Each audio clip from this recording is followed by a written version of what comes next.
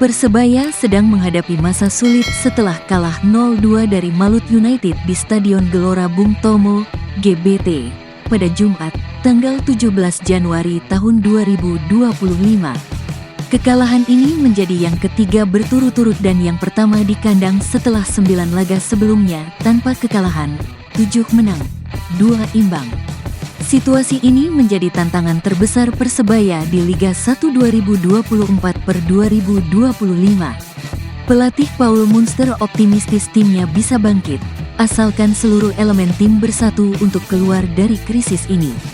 Kami harus berjuang bersama, termasuk Bonek dan Bonita, kata Paul Munster. Pelatih menilai permainan tim terus mengalami peningkatan, ditambah dengan kedatangan pemain asing baru di putaran kedua yang memperbaiki persaingan dalam tim.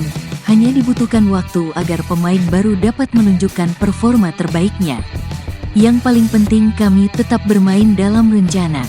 2 kesalahan lawan Malut United memang tidak menyenangkan. Kami harus menatap ke depan, ucapnya. Pada laga berikutnya, Persebaya akan bertandang ke kandang Barito Putra pada tanggal 25 Januari tahun 2025. Barito yang baru saja mengalahkan Madura United 2-4 akan menghadapi pertandingan ini dengan percaya diri. Meskipun sulit, Paul Munster yakin timnya akan terus berkembang dan menunjukkan peningkatan dalam permainan. Kami akan bangkit memperbaiki permainan. Kami sangat fokus mempersiapkan tim untuk pertandingan selanjutnya. Tidak boleh mengulangi kesalahan, pungkasnya.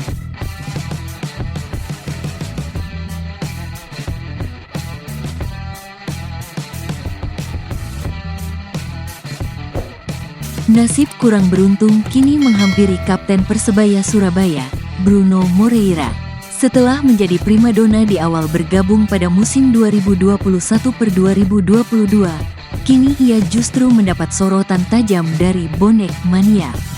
Bruno pertama kali bergabung dengan Persebaya pada musim 2021/2022 bersama beberapa pemain asing lainnya seperti Taisei Marukawa, Jose Wilson, dan Ali Sesai. Meskipun baru pertama kali bermain di Indonesia, Bruno langsung menunjukkan kualitasnya dan membentuk duet gemilang dengan Taisei Marukawa di lini depan.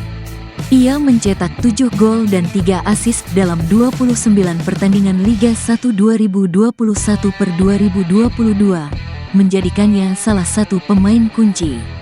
Namun, di tengah popularitasnya, Bruno Moreira memutuskan hengkang pada akhir musim 2021/2022 dan pindah ke Liga Yunani pada musim 2022/2023. Kepergiannya menjadi kabar sedih bagi Bonek Mania, mengingat kontribusinya yang luar biasa di Persebaya.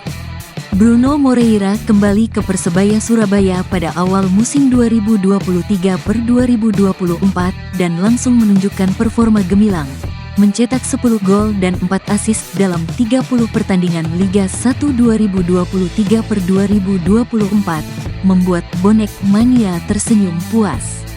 Namun, di musim 2024/2025, penampilannya justru menjadi sorotan negatif.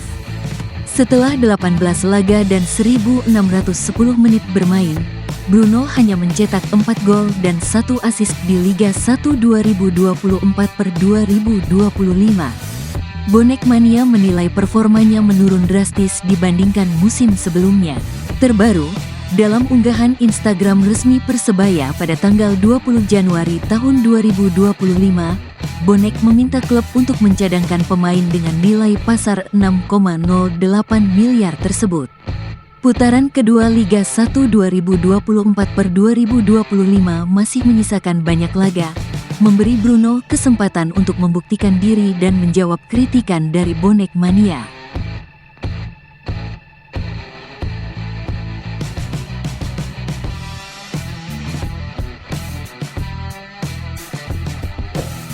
Pemain Dewa United, Alta Bala, menjadi korban rasisme saat laga melawan Persib Bandung di pekan ke-19 Liga 1 2024/2025 di Stadion Gelora Bandung Lautan Api.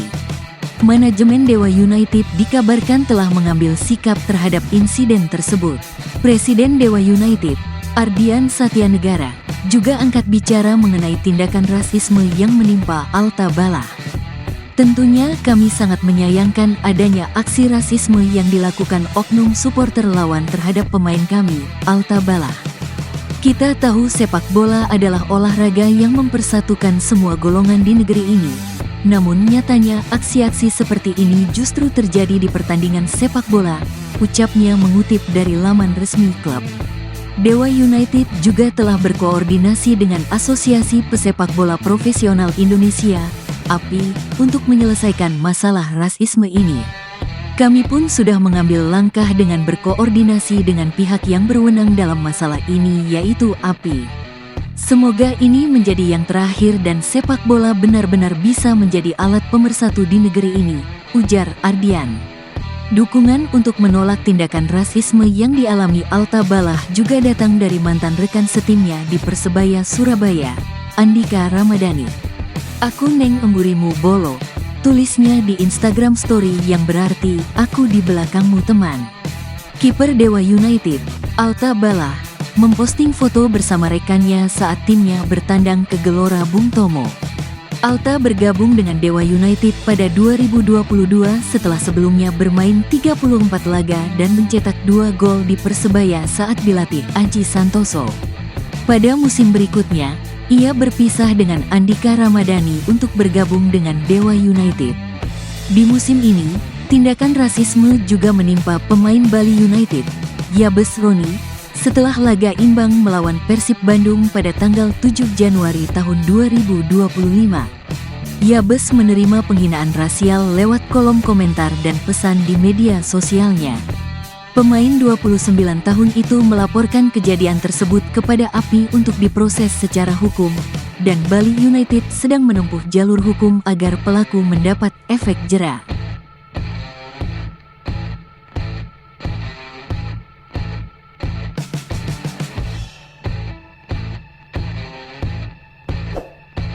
Kecintaan Dokter Ahmad Ridhoi MC, alumni Fakultas Kedokteran Unair, pada sepak bola membawanya bergabung sebagai tim medis Persebaya Surabaya. Pria yang akrab disapa Ridho ini mengungkapkan bahwa cinta pada tanah kelahiran dan klub Persebaya menjadi alasan utama ia bergabung. "Saya pertama kali gabung dengan tim sepak bola Persebaya tahun 2022, ujarnya dalam rilis yang diterima Senin, tanggal 20 Januari tahun 2025. Ia juga mengakui, kegemarannya terhadap olahraga, khususnya sepak bola, memudahkannya beradaptasi dalam peran baru di dunia olahraga. "Sebetulnya, ini hal yang baru bagi saya, karena saya pada dasarnya suka sepak bola jadi tidak perlu lama untuk bisa paham di dunia olahraga ini," tambahnya. Sebagai dokter umum di tim medis Persebaya, Ridho bekerja sama dengan dokter spesialis, fisioterapis, dan ahli pengukuran olahraga. Ia menjelaskan bahwa tugasnya mirip dengan dokter umum lainnya, terutama dalam penanganan cedera. Untuk bedanya mungkin tidak terlalu jauh, karena penanganan cedera semua hampir sama, jelas Ridho. Bergabung dengan tim medis klub sepak bola memberikan banyak pengalaman berharga bagi Ridho. Salah satu momen tak terlupakan baginya adalah tragedi Kanjuruhan, peristiwa tragis yang merenggut 135 nyawa. "Perjuangan jelas banyak ya sampai saya gabung pada salah satu tim terbaik di Indonesia, Persebaya. Kejadian tragedi Kanjuruhan yang menewaskan 135 orang, di situ saya bersama tim Persebaya ikut dalam bertanding di Malang kala itu," kenangnya. Ridho menutup ceritanya dengan rasa bangga menjadi bagian dari Persebaya. Ia merasa mimpinya untuk berkontribusi di dunia sepak bola akhirnya terwujud. Saat pertama kali masuk lapangan ketika perkenalan tim dan disebut namanya sebagai dokter tim di awal musim lalu, dulu hanya bisa berangan-angan bisa ikut kontribusi, dan tahun 2022 itu saya terlibat langsung dalam tim, tutupnya.